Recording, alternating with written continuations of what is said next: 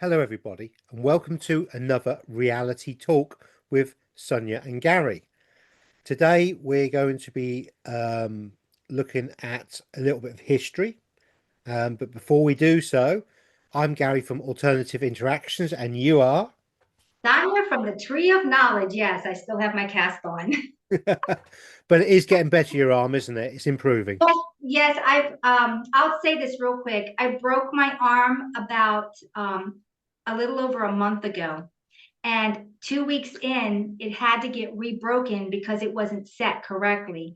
So that was 3 weeks ago. So I've had this on for about a month and a week, and I still have to.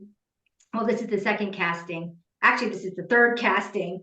So I still have another 3 weeks and then this will come off. So no plates, no screws. I didn't go down that avenue. No pain pills, no medications. I did Superb. other things, alternative things. Brilliant. Brilliant. So, Sonia, like me, likes a bit of Tartaria, you know, Love it. Love it. and Sonia with her research and my research, when I have to confess, everybody, that Sonia and I started talking over 2 hours ago, and we've only just recorded, so you've missed a lot of really good, juicy stuff. I do apologize for that, but it's very interesting that we can have a conversation privately about our thoughts and bring our Sonia's viewings, my kind of thoughts and knowings and research, and it's very, very similar. And this Mhm. is quite interesting. This is really, really interesting. Now, I just did a recent started a recent series of secrets in the silt, and I did it in a local place, Reefham, just down the road from me, and I just showed mud flood buildings fundamentally, not the tech because all the tech's been moved away from there and stripped.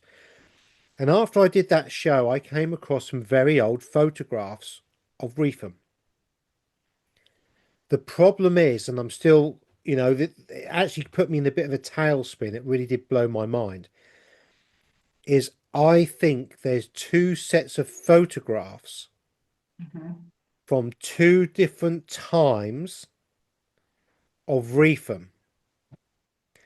Both of them after the mud flood because of the way the photographs are, but they show buildings in completely different stages of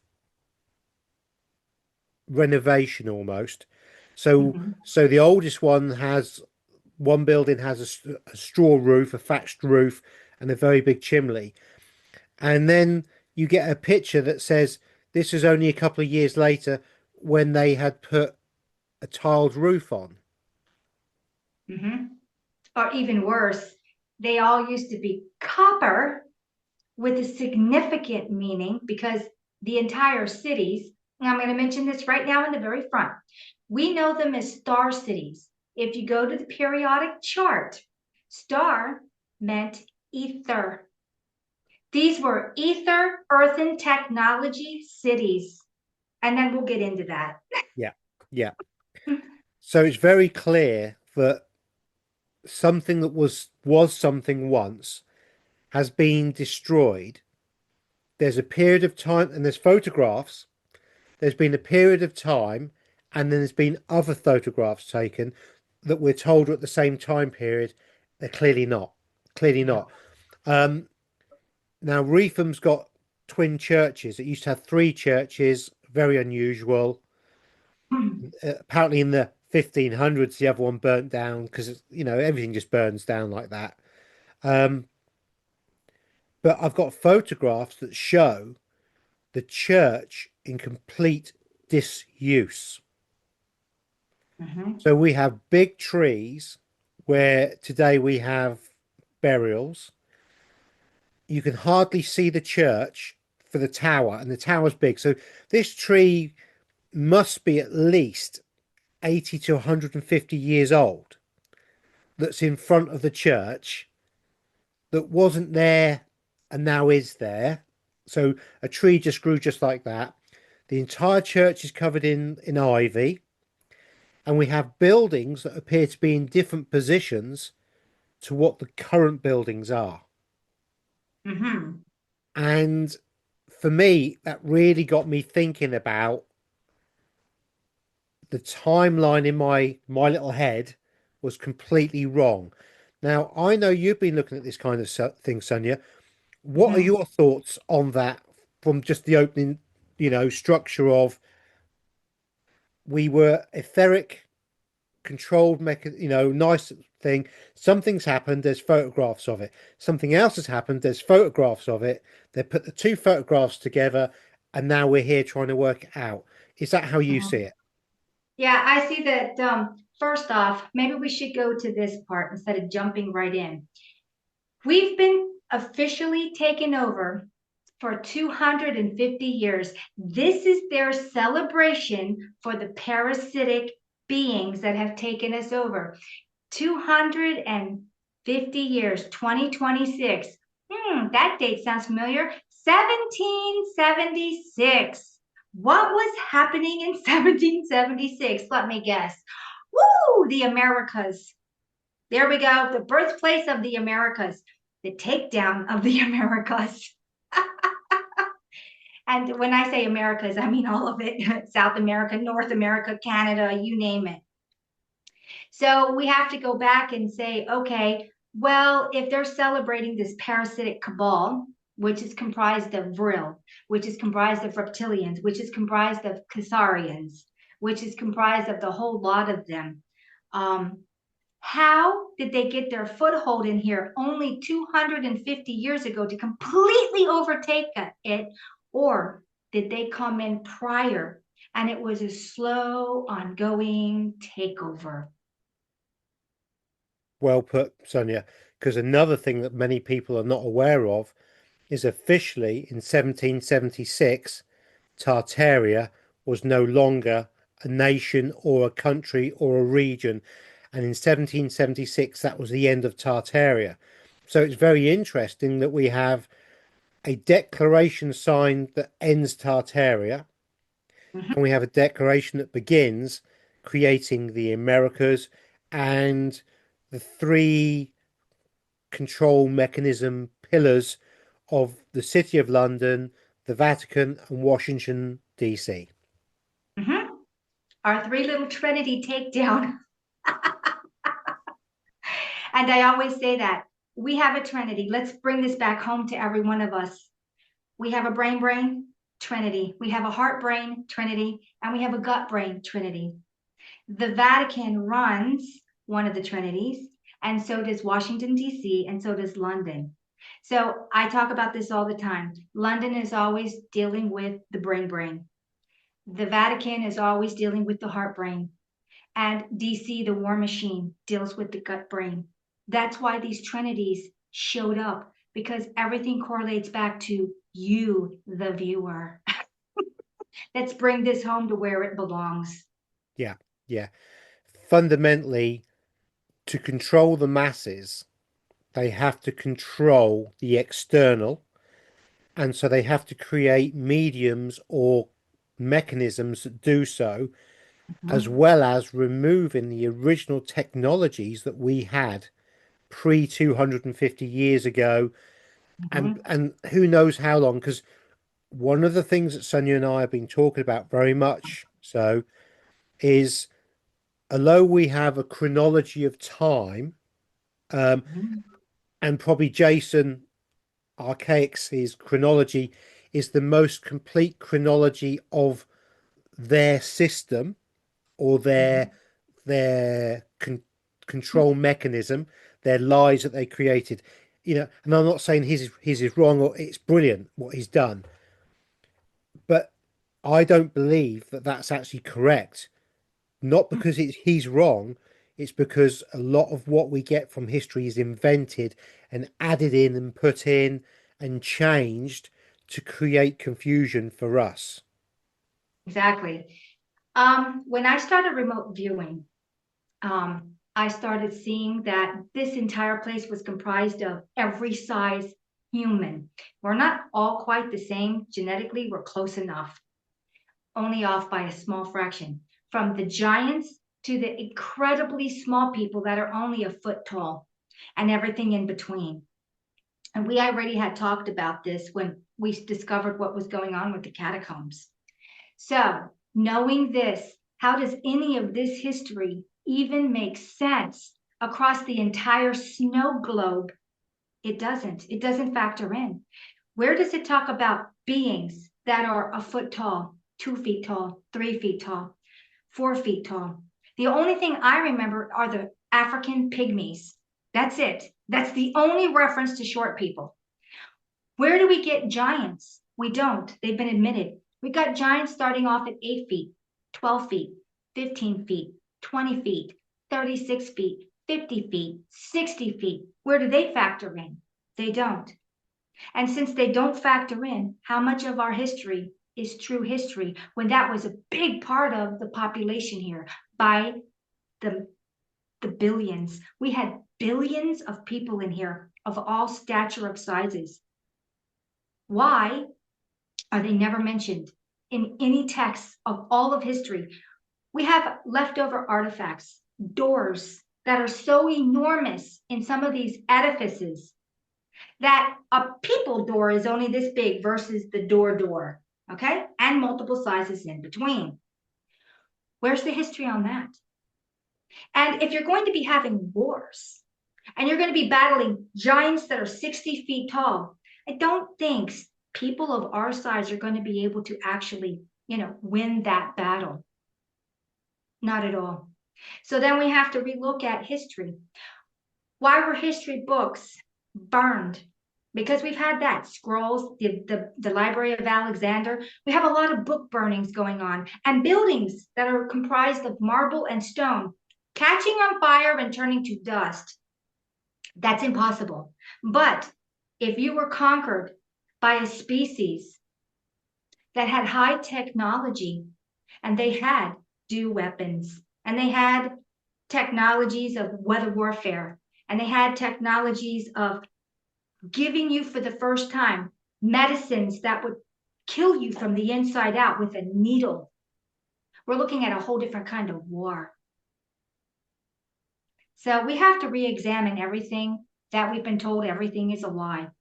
And what I have discovered is this place that we call our earth is a very small place. It's like in a teacup. And at one time, giants were predominantly here. We were a part of them, but we weren't the predominant species. We were a small part of. And they had high technology. And their technology ran from everyday life to running an entire energetic field to keep the parasites out. And then I started looking into, yep, that's it. The original field was not the sky ice dome of today. What has happened is that field was replaced by the sky ice dome of today. It was a field that protected us from the parasites, and it was turned into a prison dome so we can't escape. They took our field of protection and made it the prison. This is why we always have the big thing about the battle. Are we in a prison or are we in paradise? We're not in paradise, and it was paradise. But would you like to add anything to that, Gary? No, no, yeah. So Sonia talks about our history being destroyed, like the Library of Alexandria. We have this misconception that there were books necessarily in there. There weren't. They were buildings mostly, and Mm-hmm. the pillars that held up the buildings had all the information on.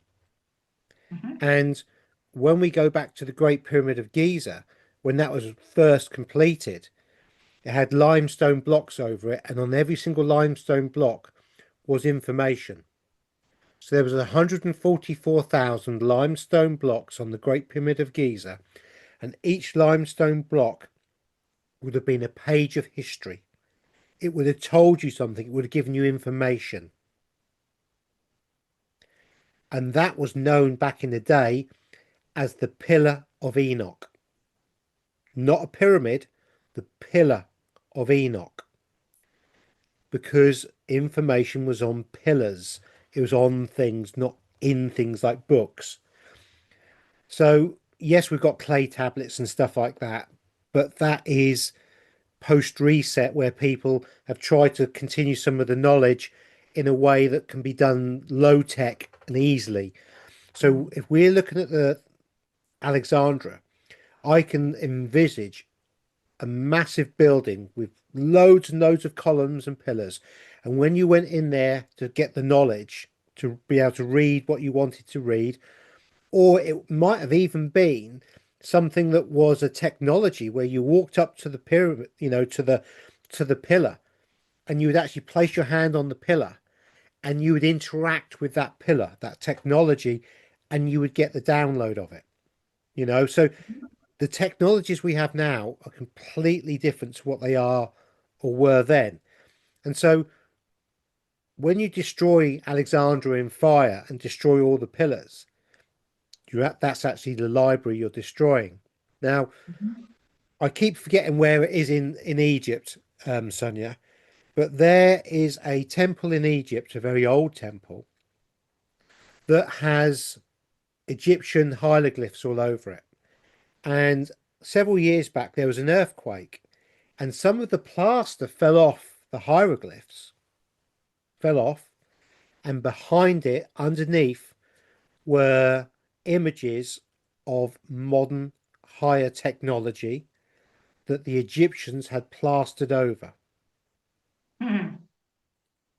This clearly shows that a lot of the technology the Egyptians had was gathered up, found, or given to them via somebody, something, or an event happened to create that. Mhm. Mhm. So, with all this information, all we can really tell is that the history of our history is a fallacy and it's part of the control mechanism that has been given to us in the last 250 years. Yep, absolutely. And we started talking and discovered that the mud floods were roughly in the 1800s, the beginning, 1816, 1817, 1818. They weren't the only ones because we've always been dealing with weather warfare.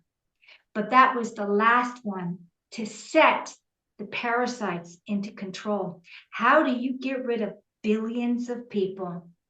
You put them into an artificial ice age for 3 years. That means it's raining, it turns to snow and sleet, and it's freezing.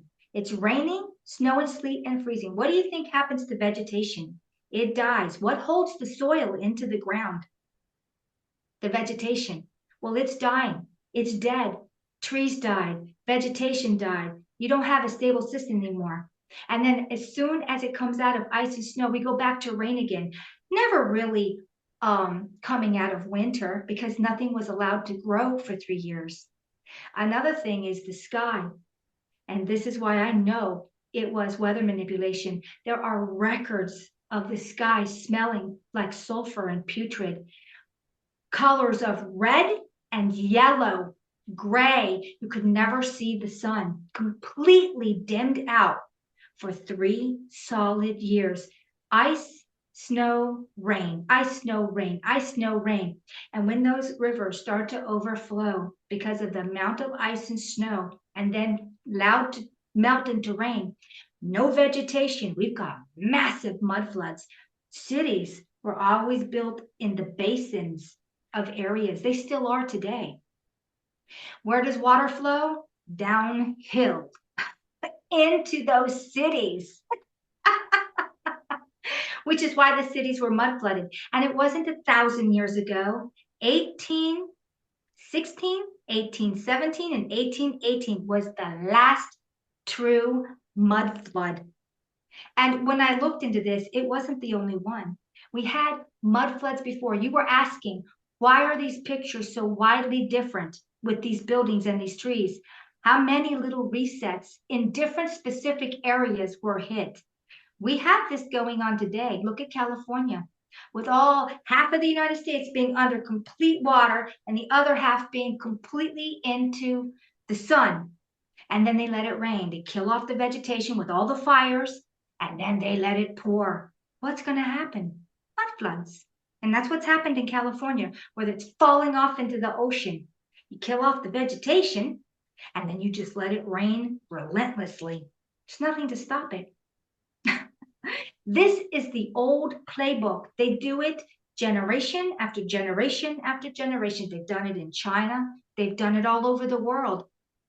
Funny thing is, this event that happened, this mini ice age that happened, they blamed it on a volcano that went off a year and a half before the ice age and said, oh, it was this volcano. As far as I know, volcanoes go off and they have an immediate reaction. They don't hold on for a whole year and a half to cloud the sky for 3 years, which that would never happen. We're looking at weeks to maybe a month or two. That for 3 years you wouldn't see the sun and stay in a perpetual ice age. I mean, and the fact that they put this narrative out and everyone just has to believe it because this is what we say. How many narratives are being put out every single day and we're just made to swallow it? And no, start thinking, put your thinking caps on. Does this even make any sense? Mm-mm. So 1776 is a key date. Mm-hmm.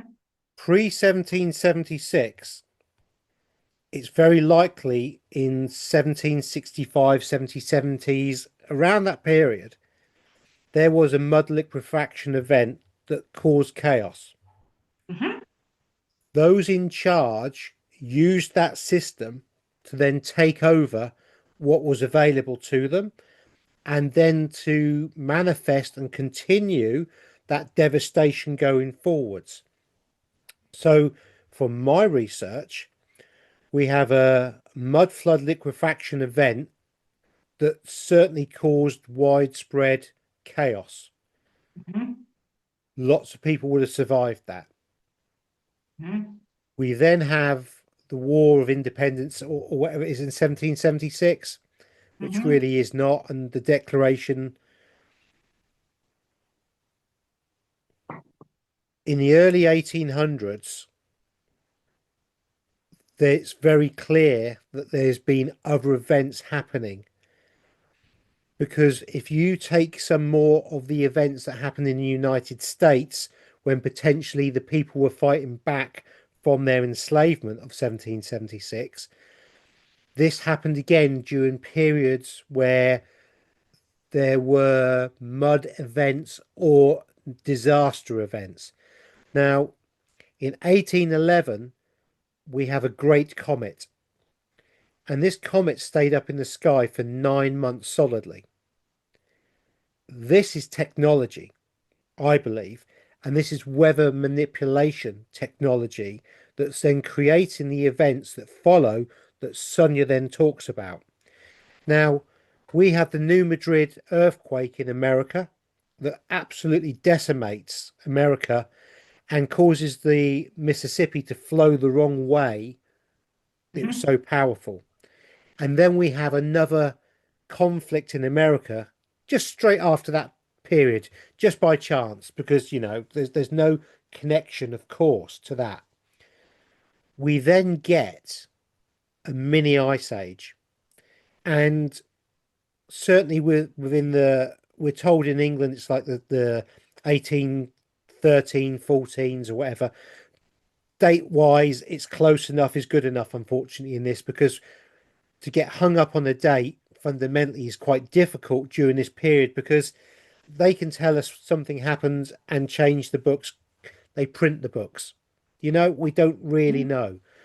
But Mm-hmm. certainly the River Thames froze over for at least 2 years running, and there was widespread death and destruction and issues with population. Mm-hmm. And this would have been a global event that would Mm-hmm. affect a lot of people.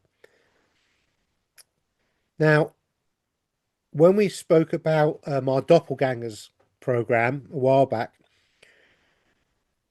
If you've got a lot of source players, sentient beings with memory, lineage, and understanding of how the old technologies worked, if you want to change that, you need to get rid of them somehow. Mm-hmm. And what better way to do it in the history books than a natural disaster that's anything but? Mm-hmm. And this is what we're seeing. And this is why photographs, I mean, they had cameras in way beyond we can imagine. I mean, they really do. I mean, I think there's a photograph of the Palace of Versailles when it was first built. And apparently, I think that the Palace of Versailles was built in the 1500s, but there's a Mm-hmm. photograph of it. And it's Mm-hmm. lit up like a beacon, and all the fountains are going in it, but it just doesn't make sense. You know, the lineage of the photography makes no sense. And then what we get in Tartaria, as we call it, is we have all these photographs of all these empty cities that are Mm-hmm. clearly mud flooded, often not having, proper road at that point, roads,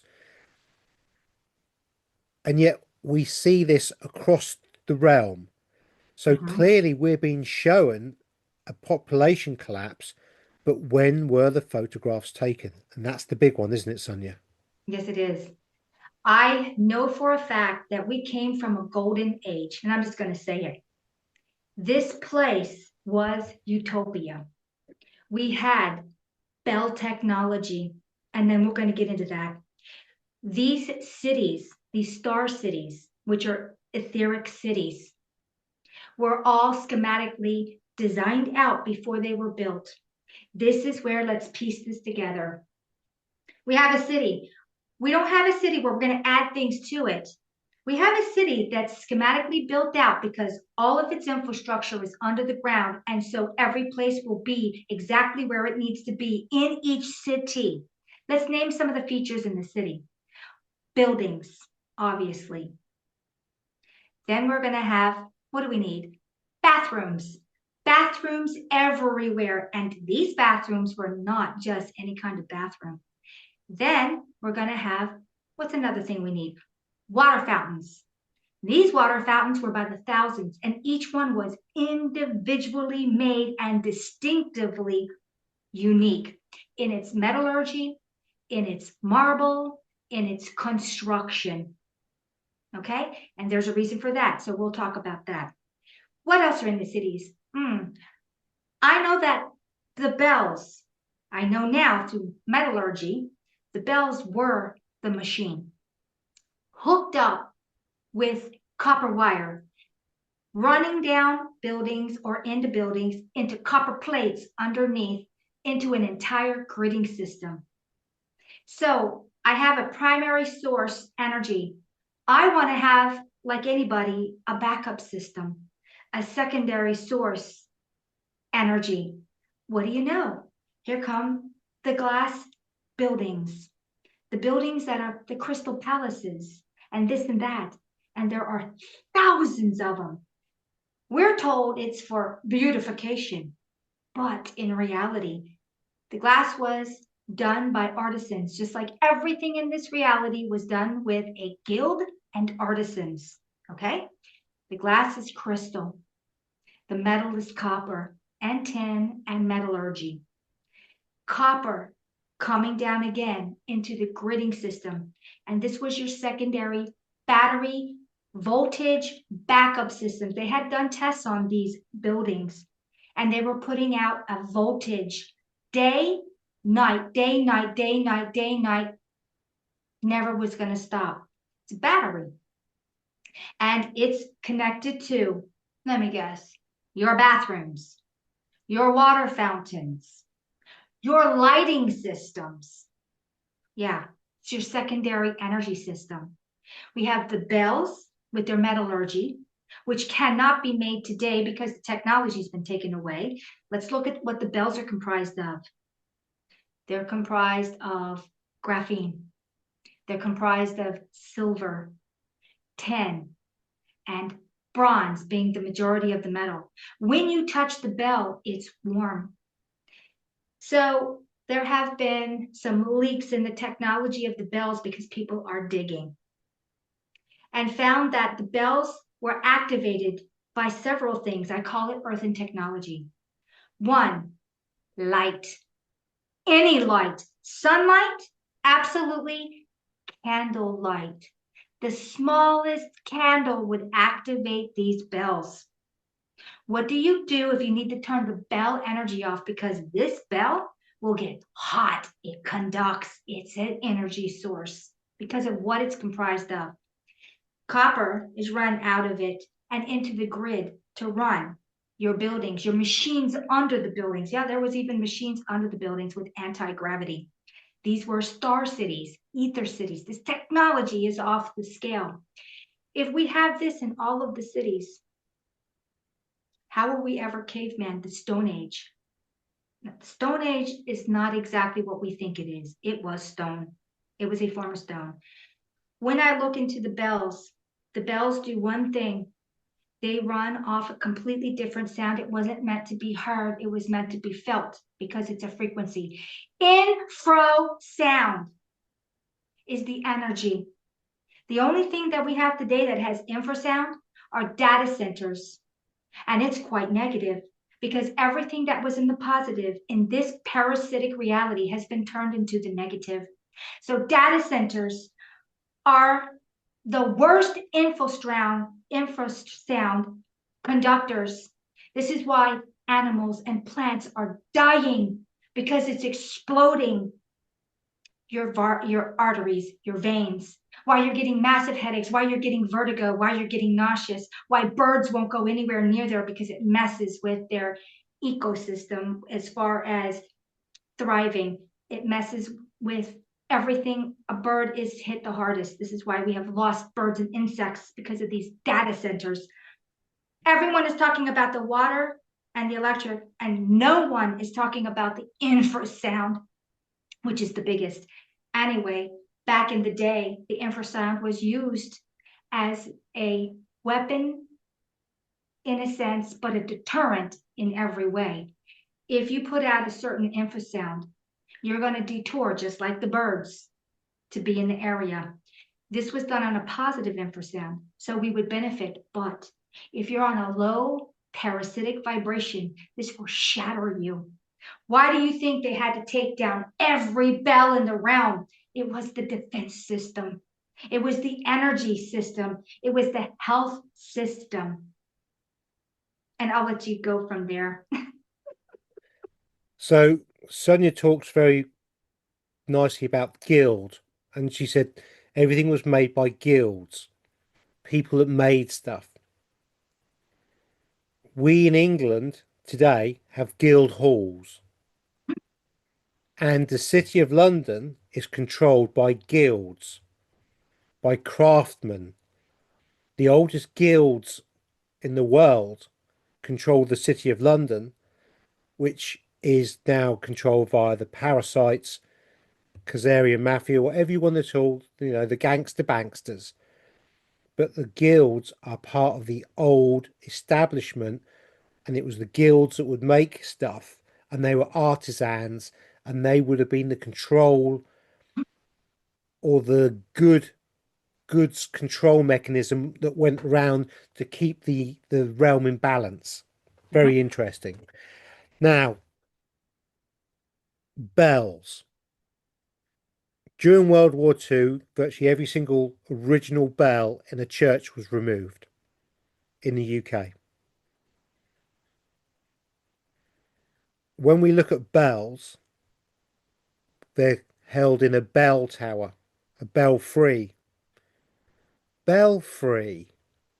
The bell created something that was free. Oh, Mm-hmm, that's why it's called a belfry. It's in the language. mm-hmm. I have been pondering this, and Sonia just put a couple of bits together. I was like, oh, of course, Sonia. So the bells sit at the top of the tower. The higher you go, the more etheric energy they can absorb. the less chance there is of shade if you want the sunlight to hit the bell. But also, I've noticed and noted on many bell towers that we have wooden slats that, like when you, so it allows for an airflow to keep something cool, Mhm. and it also allows you to shut it down and turn the bell tower black. Obviously, you shut the levers, no light can get in. So I always wondered why we have these levers, and they're slightly different and slightly different shapes in every tower, because the resonance of each bell would have been individual to the tower. Now, church towers or cathedral towers are really, really important in this. They act as a semiconductor and also a capacitor to the frequency level of the bell that was designed to go into that tower.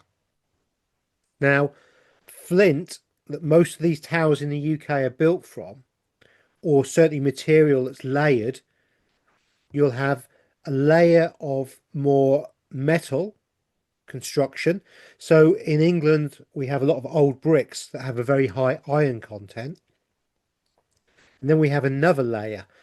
Typically in my area, it's flint, which is silica. And silica is used today in solar panels and chip making and semiconductors, which is semiconductors, and also capacitors and all the computer board stuff fundamentally is this stuff. And we have these great big towers sitting there with a bell on the inside or several bells, which have got levers controlling the airflow of the heat of these things, controlling the resonance of the frequency that these towers would have emitted. And the frequency coming from these bell towers, these belfries, would have made parasites run. And Mhm. I've even heard, and I don't know if it's true, but I've heard that one of the reasons why the bells were removed is because when the bells were actually rung, the frequency would be so strong that any creature that was shape shifting into human form would then be shown in their true form. Mhm. I think Absolutely. Absolutely. Absolutely. I so. do know that I started looking, I had been seeing for a long time fireplaces. Let's add this in there. I finally figured it out. So I had gone into a lot of castles and they leave little remnants of stuff. And I found one castle and I went into it with Arthur. And there was this long thing hanging that looked jagged. And when I found out this thing about the bells, that the bells were the energy source, and that's why there was metallurgy to make these bells. Without bells were connected to generators, bells were connected to buildings, bells were connected to a lot of things because they were the source of power. So I saw all of a sudden in my mind, I got it. I finally got it. There was a bell in every fireplace that was hooked to this stick, this metal thing, and you could raise the bell, and that the damper that would open was A, it would be put into the dark, and B, cooled down so it wouldn't overheat because the bells could get so hot they would burn you. Those fireplace things with the balls on it, where they're long in the back, the bell would sit on that. Okay. Positive and negative posts, just like I don't think I talked to you about this, but the original med beds of our reality through metallurgy that created toroidal fields that kept you safe at night from any electromagnetic anything was running with the metallurgy of those balls. It's the same thing. So when the bell would come down on this, you had these back walls that were made out of a certain kind of material. They were usually embellished and beautiful. And on the bottom, it would work as a whole unit, the bell heating up the entire thing. The stone itself was made of a certain composite, and the stone would warm through the entire building with just a single fireplace because stone holds heat. Air is a poor conductor, but stone is not. This stone was a specific kind of stone comprised of volcanic ash, lime, and seawater. So when this fireplace with those fireplace things on it would heat up the stone itself, the entire building would benefit from it. We didn't heat air, we heated the stone. So a good while ago, I actually did a program on fireplaces. Mm-hmm. And I've walked around enough country homes in England, and the fireplaces have always been the thing that I've looked at the most because you've got these massive, great big halls Mm-hmm. and one tiny little fireplace at the end. How would you keep that warm with one little fire? Even if it was a real fire and you had things burning in it, you'd have to start the fire in August in the summer just to keep any kind of heat going, and it'd have to burn 24/7, literally 365 days of the year.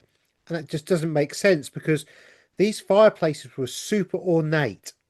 Yeah. And what we find is there's no soot deposits on these old fireplaces. Yep. No soot deposits. Mm-hmm. So we have twin balls. We have metalwork going round that the metalwork cuts into the back of the fireplace. So if you can imagine, this is the back of the fireplace, my chest. And there'll be a metal plate running along that comes out onto two balls. One of these balls is most likely going to have mercury inside it that would spin to create a resonance. And Mm-hmm. the other one may have just had different metals to create the positive and negative flow that would create the circuit. The bit I was missing was you would drop the bell from the chimney down onto that. It would create a circuit and the bell would get red hot. And once Mm-hmm. the bell got red hot, you could then lift it up to whatever level you wanted within the fireplace. Mm-hmm. The reason why we have a chimney is to allow airflow to go up, but also it's to allow the bell to go up high enough where you're not connected etherically to the chimney, to the where all the fireplace gubbings are, all the metalwork is, so you could break that contact during the summer. That's right. This is fascinating. And how easy would it have been for when these fireplaces were decommissioned and we have heating systems then going in, the new modern systems, where these bells would have gone. It's very interesting that a lot of our Christmas traditions, we have bells. Mm-hmm. We all ring different states bells and it's all jingle bells. And I know jingle bells is another connotation, but there is a lot of bell mythology within Christmas, which is cold. We know Mm-hmm. we have an inversion of Christmas and it was taken over for other reasons. Mm-hmm. But perhaps the reason why bells and the winter time are so linked in would be because the bells were actually the heating system. And it makes Mm-hmm. a lot of sense as to why bells would be at the top of a belfry Mm-hmm. with slats. And if we Yep. go back to my story about Reefham, that in the 1500s, one of the towers burnt down, or one of the churches burnt down, what if something happened and that bell overheated and it actually burnt the tower down? Mm-hmm. Just saying. Mm-hmm. You could use bells if you didn't have a way to turn it off because any light, the slightest light would activate the bell. You have to put it in the total dark, and the bell metal never actually gets cold. It stays warm because of what it's comprised of. And I'm sure you could take this technology and turn it into weaponry because that's what the parasitics do. They take everything for the positive and turn it into weapons of torture. So when I start looking at the bells, and then I saw that that was one energy system. And then I started looking at the glass domes, which was a second energy system. And then I started looking at the bathrooms, and then the water fountains alone. Let me tell you what I found with the water fountains, because it's amazing. Every water fountain was done by a guild through the entire snow globe. So in Africa, in the middle of the jungle, you'll have these water fountains. In the desert of any place, you have these water fountains. In the Americas, in South America, in Canada, it doesn't matter where you go, the Philippines, these water fountains are everywhere. Like I said in the beginning, water fountains didn't just show up as a single water fountain. It showed up in the schematic because you had to have all the plumbing for it. And depending on where it was it a freeze zone? You had to have materials that don't freeze. Or is it a very wet zone? You have to have materials that are not corrosive. These are why they were all individual. They all had like a structure over it that kind of looked like a gazebo, and then they had the fountain inside. And depending on where you were and what you wanted from these fountains, they were all done differently, a little bit different in metallurgy. Some of them were encrusted with jewels. These water fountains restructured water itself. I want to keep my population healthy. I'm going to put in 1,000 water fountains. This water fountain is going to be for osteoporosis. We're not having it. This water fountain is for glaucoma. This water fountain is for youth. The fountain of youth. And it's a fountain of youth. We didn't have to go to Ponce de Leon to go look for the fountain of youth. We had them in every city. What happens when this parasitic race comes in and they're like, oh no, we need to make you extremely sick because we need to A, make you sick so you can't think on your feet, and B, we can control you and make you our slaves, and then we can tax you, because tax was a parasitic system put in place. We never had tax. We never needed it because all of our infrastructures were done for the benefit of man with guild systems that kept everything on a fair trade price. They did have coin, but they also had trade. And this way, no one could overcharge you, like going to a doctor and spending $10,000 because you broke your arm. Everyone got a base fair trade guild price. So I started looking at the water fountains and I'm like, oh my God, there's water fountains everywhere, just in the middle of nowhere. Where's the city that went with those fountains? Where's the city that went with those fountains? You cannot add a fountain in. You don't have the infrastructure under the ground. You don't have the water pressure. You don't have the drainage system. And then which water fountain are you putting in? You putting in one for glaucoma? You putting one in for osteoporosis? You putting one in for skincare? Which one will it be? What guild is going to build what fountain? And no one donated to have a single fountain done. This was done in the blueprint schematics to begin with. It had to be.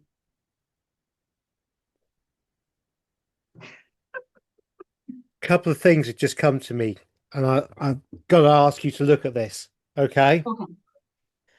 You just described something that I was like, oh my God. The water fountains. We hardly have any water fountains now. But what we do have inside most parks and most areas are bandstands. Oh, yeah. Were the bandstands, are they what's left of or where water fountains would have been? Are bandstands, do they sit on the place of these areas that would have been the fountains with specific uses? And so the dumb elites created bandstands because you said they were covered. Some of them were covered. Please look. Okay. You're going to love this one because it's going to go into the left field. You didn't see this coming. Almost every single bandstand were entrances way to the underworld where we came up from under the ground. If you take the bandstand off, you're going to find tunneling systems underneath the majority of them. No, they weren't for that. They were to hide entrances. Those entrances are still there.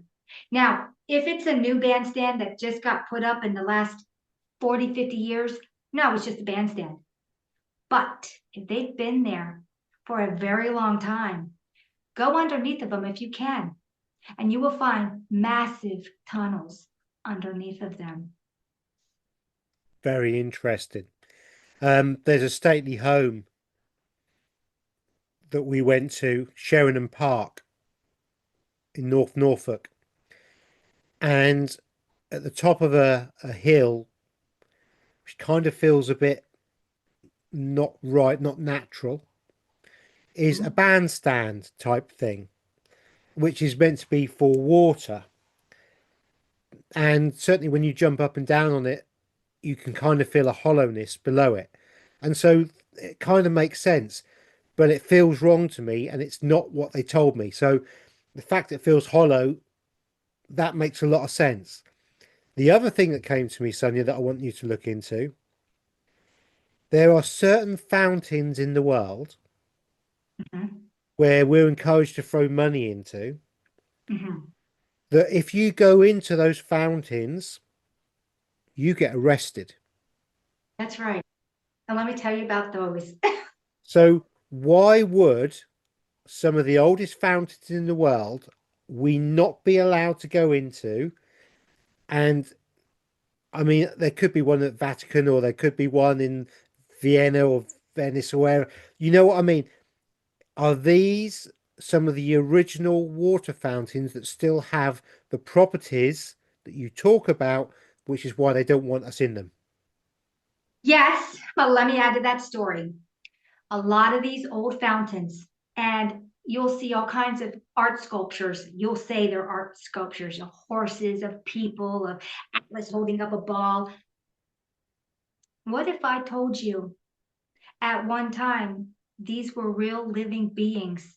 And there's a technology that you can actually plate these beings, put them into a bath, put them into any position, change them while you're doing this, and then you can coat them with marble or anything else, or leave them in the copper plating or the tin plating or whatever it is. It's usually copper, type of copper, because inside of that are real beings, whether they were horses, lions, whatever, whatever. There's a lot of stuff going on here. We also had something called stone softening, where you can soften stone with certain materials and their herbs. And it's through alchemy. This is why alchemy was so big. And you can also do that. You can also petrify things, where if you see a statue and it's all marble and then it's got like gauze over it real thin, I can dip my gauze after I've put that person into this scenario and dip them, put them in the bath, got them to be solid. That's why they look so human. That's why you can see veins and everything. And then I can take that along with my stone softening, and I can make a sculpture out of three things: real beings, through copper, through mineralization. Then I can put marble on them through softening, which is more like a liquid. And then I can also do petrification, where I can make it solid hard in an hour, 2 hours, depending on what I use. It isn't one thing. This is why everyone can't figure it out, because it's multiple things. So going back to the fountains, you've got a mockery going on there. You've got these dead things. Oh yeah, they're usually dead when this happens. Not always, because they had the technology to turn you to stone also. You didn't actually turn to stone. What happened was they could do something to your body chemically, make you drink something, put it in your veins with a needle. It doesn't matter how they get into it. And you start to change over. Just like with this, making you into Borg. Well, they did this to turn you into a different substance. I call it the Medusa technology. And basically, it's a mockery. So you're looking at the David statue. It's really him. That's him. You're looking at all these fountains. So you've got this fountain that used to be a drinking fountain. So there's two kinds of fountains. The fountains I'm talking about are the drinking fountains.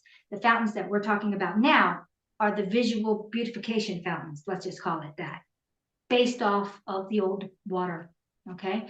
All of the water was prime water, and all they did was restructure it. So now we've got these fountains that are running in the old parts of the world that are still there, because most of them got disposed of. They're putting these statues in, which I haven't even begun to talk about the statues. I'd gone to the Louvre a couple of years ago, and there was a statue of a, I don't know what would you call that? It's half horse, half human. Minotaur, isn't it? Minotaur. No, that's bull. So Oh, it's a centaur. Maybe it's a centaur. Is it a yes, centaur? centaur, centaur. So the centaur's up on two, and his hand is cocked like that, his leg, and it got broken off. And there is a bone sticking out. And I walked up to that. I'm like, oh, there's a freaking bone in this statue. That's a bone. That's a bone. I know what a bone looks like. That's a bone. And Arthur's like, that is a bone, Sonia. I'm like, my God, these statues are all real. They're all real. So I slapped, what do? I'm an empath. I took both my hands and I slapped it on the statue. And boy, did I see some stuff. So there's a woman that's being taken by that, and she's gripping, and you can see the grip mark. They had the technology to instantly freeze you. Medusa technology, also a different kind of frequency. And then at that point, you're still alive. And they start to do this to you. You're being embalmed alive. Yeah, And that's what I saw. yeah. It's quite sick. Some of the things they've done. So, what is the point of throwing coins into this symbology? The coins don't do anything. You think the coins do something. You're paying them for the death of your reality. Symbology. Why are you wearing a mask? Symbology. That mask does nothing. It never did. It even says on the box, it does nothing. Symbology to shut you up. Why are a lot of things done? Symbology. Three things that have come out that I had to write down because of my mind. I do know that we used to use silver sometimes in milk to make it last longer. Um, Yes. so, but that isn't a big enough reason to throw money into a fountain. And you're Yeah. throwing all the nominations of money from all over the world, depending on how big of a site this is, because people come to sightsee. Yeah. That would mess up the water. It literally would mess up the water. Yeah. Yeah. Toxify it. So Yeah. you spoke about, now this is something I looked into years and years and years ago, and I'd kind of forgotten about it. And when we're talking about the design of places, if we go to Paris, we've got the Arc de Triomphe. That that shape, Oh, okay. yeah. Now, when we looked into that, or I looked into that many, many years ago, there were records of it as only being made in wood. Yeah.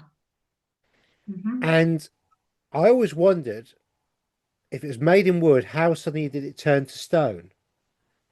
So, and this is also part of the power control mechanism or grid of Paris.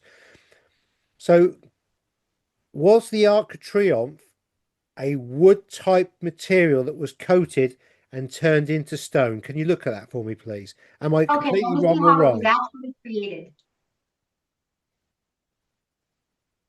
No, that was actually not wood. It had wood parts to it. And those were, it was the base in stone, and it was the volcanic ash, the lime, and the seawater, but not all of it. They did embellishments all in wood, and they took the technology of alchemy, which is just chemical variations, and literally turned it to stone. It's the same thing in Angkor Wat. Angkor Wat was all wood at one time. There was also something that happened in this realm a long time ago. Um, the waters it changed the waters here, and the waters became that alchemy because of what was done to it. And when some floods happened and it washed over everything, it turned everything to stone, even if it wasn't stone. So that too. We have places now where minerals can drip down out of caves, and you can put in a tennis shoe, you can put in a badminton racket, and within weeks it's stone. Alchemy. Alchemy is real. It's just misunderstood. We have two alchemies, alchemy in the physical world turning wood to stone, turning other things too. All of your metallurgy is a form of alchemy. Okay. Anything physical can be made into a type of alchemy by changing its components and its function. Then we have the other alchemy, which is, I think, the most important. Metaphysical, changing you. You become the alchemist and you change you. And this is where your mitochondria gets activated and you are no longer the being that you are in this kind of a body. That, to me, is more important than turning lead to gold. I agree. And I think that's the biggest thing that they've tried to do. It's why we have the media, sports, isn't it? Give them bread and circus because the Mhm. bread and circus keeps us from looking within.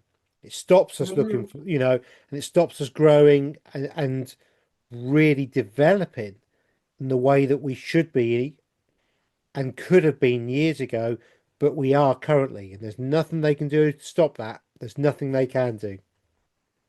That's it. That's it. And to me, yes, all the other alchemy is absolutely beneficial, but without this alchemy, it's worthless. Yeah, yeah. Um, we've covered quite a lot there. And It's the a lot. thing and the thing is, we really can't. I mean, I know we were saying 1816, 1810 this happened, or 11 this happened, and 17. We don't really know what Mm. happened when, particularly, you know. And yes, it's very likely that 1776 is when they did sign this document and everything else like that. And But remember, that's already a changed time because we have the two calendars, at three calendars, 10 calendars, 20 calendars. We have the Ethiopian calendar. We have the Mayan calendar. We have the Gregorian calendar. We have this Julius Caesar calendar. Which calendar are we going on? yeah, yeah. And we also have the Annus Mundi calendar that runs from number one was when Adam and Eve popped up. Well, So we have been time-wise kept off balance for a very, very, very long time. There has to be a reason for that, you know. mhm. And even with the weather modification, they've changed the seasons. So it's Well, very difficult now to see. I mean, when I was younger, and I know it's like it's memory, memory, memory, but we had specific seasons that were quite clear. yeah, we don't have that anymore. There's No, no distinction. You can have summer on Christmas Day because in Oklahoma this year it was 80 degrees out Fahrenheit, which would have put it at probably 30 something Celsius on yeah, high Christmas Day, 20s. one of Yeah, the coldest days. Don't forget that they mess with our time. We used to have clocks that had so many hours in the day. I mean, we had like 17 hours in the day, 18 hours in the day, or something like this. And then we had months where we only had 28 days, but we had 13 months. And then down to the day, down to the minute, we had clocks that had multiple dials because of it wasn't done by the time we have today. It was done by the seasons. It was done by the measurements of the sun. It was done by the measurements of the moon. It was done by, and these clocks went by that, period. yeah, And I will add this one thing in because this is so cool. I came across this video and I'm going to send it to you. And it was talking about why do we have Christmas trees? As simple as that. I'm like, I don't know. Let me watch the video. So I started watching the video and I started seeing, because I like to look at stuff because I can see past what's being said. Basically, Christmas trees originally had to do with the equinoxes. And the lowest equinox was that Christmas time. And then you have to ask, when was Christmas? Sometimes we had Christmas in December. Sometimes we had Christmas in January. What's the real Christmas? We can find the real Christmas by looking at the true equinoxes. And when it hits the lowest equinox, which is the coldest, the shortest day, we lose electromagnetism for 2 weeks. We don't completely lose it, but it goes real far down. The Christmas tree, which is a pine tree, and I think it's a fir tree, produces electromagnetism. They would bring these trees into the house with the roots, because the roots had to be alive, so that their electrical fields could be charged and they wouldn't feel slow and sluggish and tired for 2 weeks. And this is where the Christmas tree actually came from. And it had to do with physicality, electromagnetics. It had nothing to do with Christmas. People would put trees into the towns, big trees. They would go in a circle, hold each other's hand, and stand there and sing, because it would raise the electromagnetics of the tree. That makes so much sense. I mean, like when you explain stuff like that, it's like, oh, of course, that makes so much sense, doesn't it? It's just crazy. It's crazy. Now, I found out something else. It was a long time ago. I wanted to know, why are holly trees so different than anything else out there? What's up with the holly tree? And why is everything Hollywood and holly this and holly that? And I was like, I want to find out. So I started looking, and I found out that holly trees have one specific thing in common with nothing else. It could get hit by any kind of electromagnetic lightning, ball lightning, whatever. It would take it, because of the way the leaf is designed, pull it down and ground it into the ground. It would be a protection against lightning or any electromagnetic anomaly. So you would have holly to protect your home, your house, your area.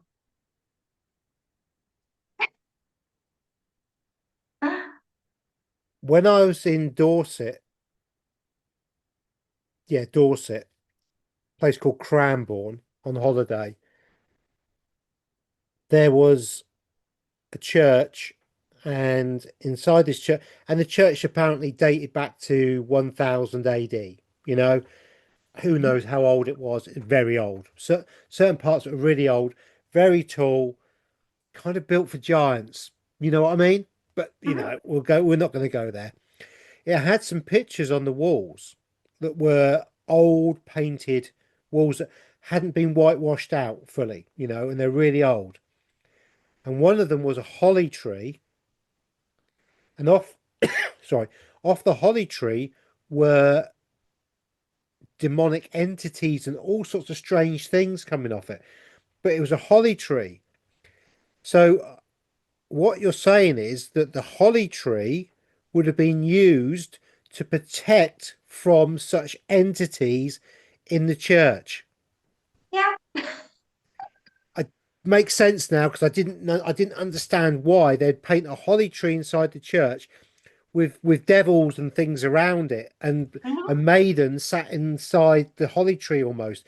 It was as if the holly tree was growing out of the maiden mhm, and she was encapsulated. And I assumed that Hollywood and spells, as in that's what they made their wands out of, the holly tree, holly, holy, and that was part of the control mechanism. But that really does make sense.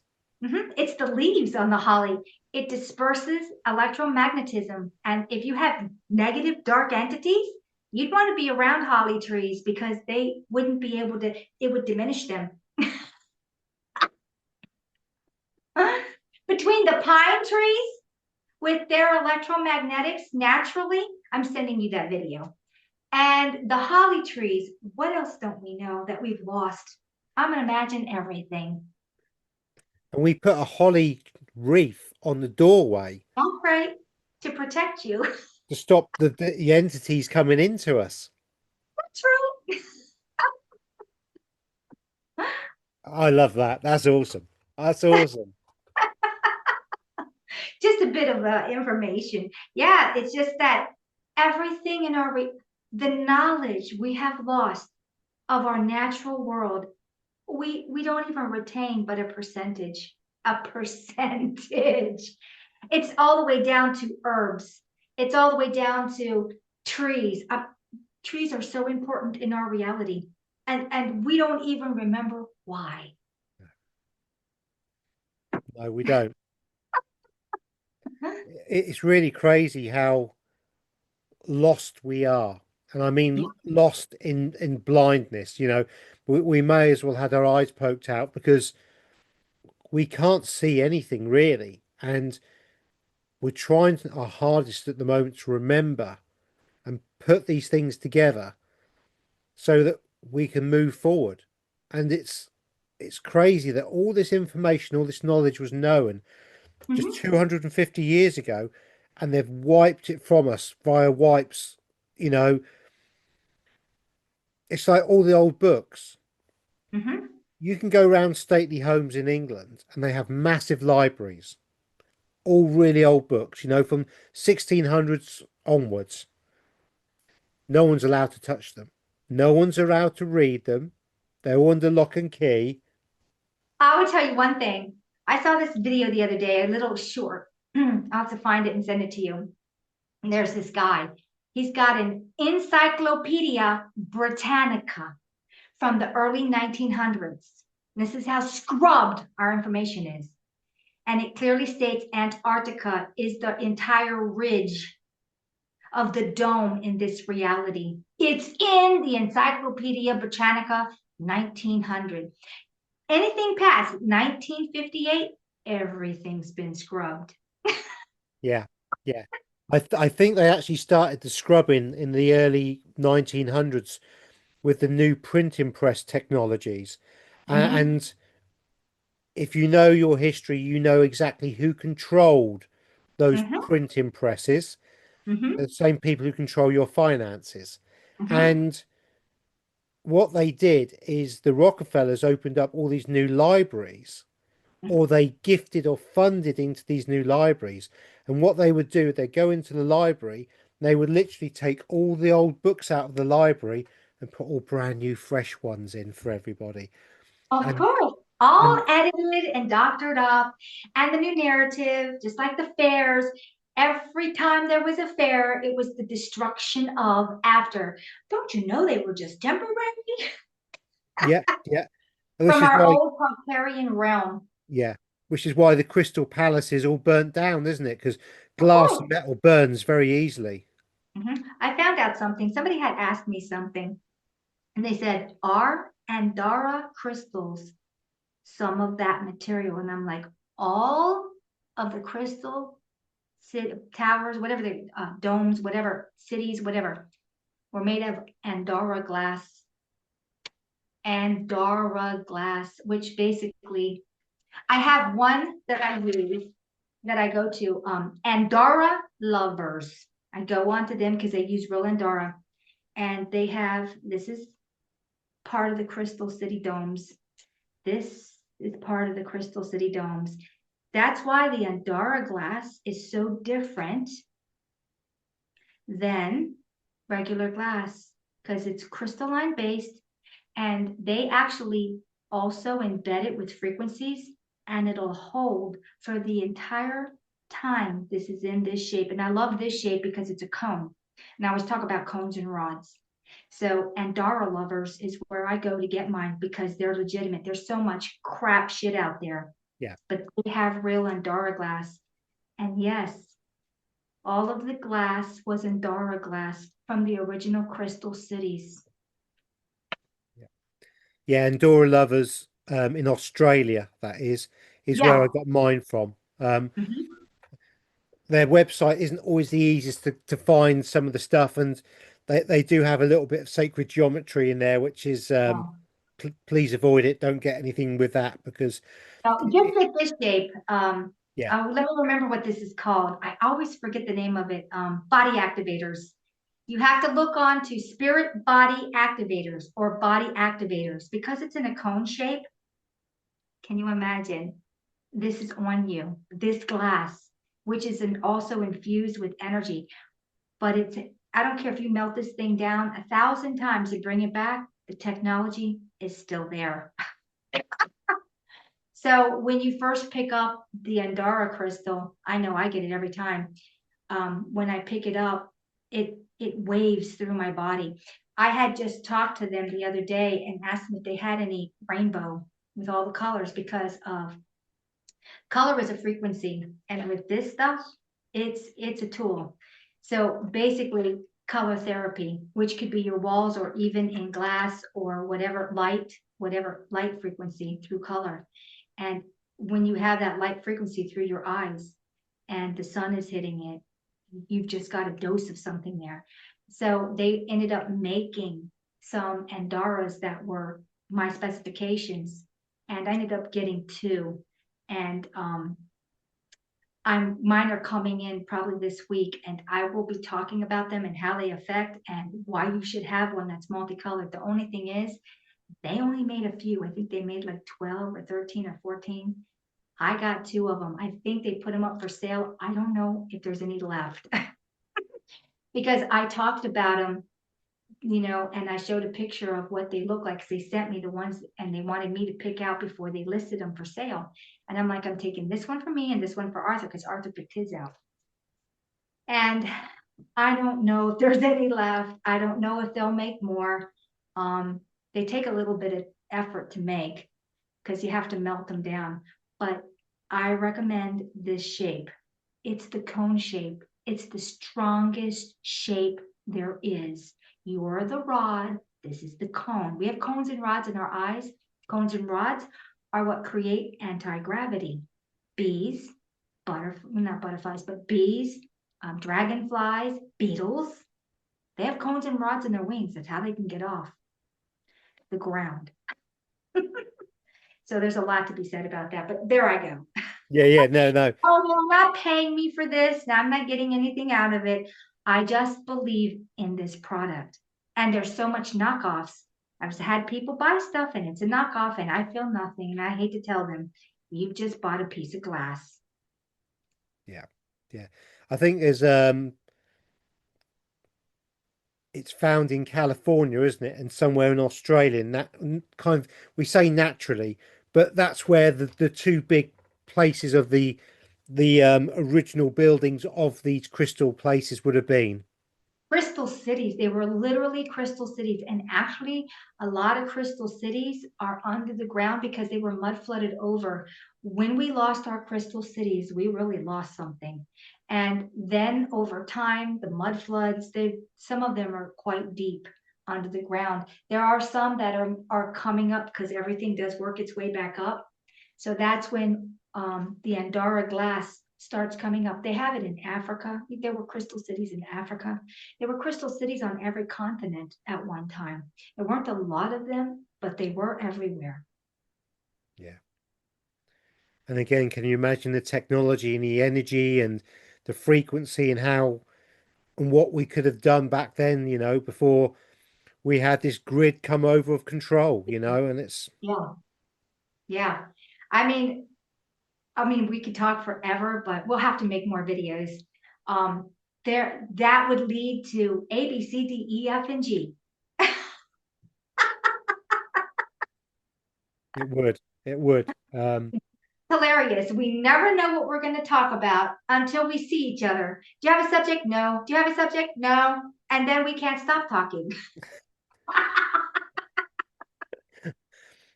Something that I'm doing at the moment, and when I've produced it and got it out, is something that perhaps Sonia and I will look into a bit more deeply. Um, so I'm currently doing some work on the Great Pyramid of Giza, and I've found some very interesting things that I think are a real positive for where we are. And the initial conversations I've had with Sonia today, before we came on, I know, but I want to do my presentation first, and I'm sure you understand that. So I'm fairly sure there's information that I'm missing that Sonia will be able to pick up on from my presentation. And it's very likely that the next time we meet, we may actually discuss that a little bit. It won't be the whole show, but it could be a little look into that because I think that then links into the power grid, what's happening, what's coming forward.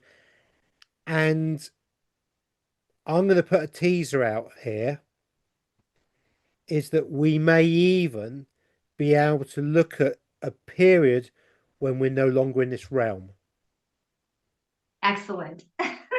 I'm sure everyone's like, when's that going to be? Get that out quickly. I know, but you're going to have to wait. You're going to have to wait because it's something that Sonia confirmed with me today, and I need to do my presentation, and then we really need to look into it further because it would be it's Mhm. going to be fascinating, you know. So Oh, yeah.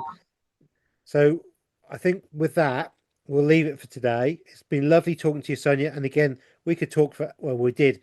We've only, we actually started talking at 9 o'clock and it's now 1:15, everybody. Oh, So, yeah. you know, this has gone over an hour and a bit, but it gives you the kind of, how much Sonia and I, Conversations we have. Our conversations, you would want to be a fly on the wall. You would. unfortunately, some of the subjects we talk about we wouldn't last very long on YouTube, or Mm. we talk about sensitive information that we think could be coming in. And so we have to be quite careful about expressing that because it's a tricky one. You know, it's a very tricky one. But certainly with some of the discoveries I think I've made with the Great Pyramid, Hmm. we will be able to anchor off from that, confirm some of the stuff. And again, if I'm wrong, I want somebody to tell me I'm wrong as well, because that's the only way we learn and grow, isn't it? Um, Yes, so so we will be having a little look into that as well further, potentially not deeply, but just a little. There'll be something that comes up. I'm sure if Sonia has a chance to watch it, she'll look at it and go, "Oh my!" and she might get a few little knowings that could help us in moving forward. You know, I'll be I watching that. because I do think Operation Looking Glass is connected to the Great Pyramid as well, and that's definitely something that I want Sonia to look into in the connection of how and why certain things have happened. So these dates that we're looking about, you know, with the Tartaria and the 1776 and the 250-year period, I think connects into all of this. And I would like Sonia to sort of pull some of these pieces together for me. So, with that Mhm. teaser, everybody, Have a great rest of your morning, afternoon, or evening. bye bye, everyone. Love, light, and Bye. blessings.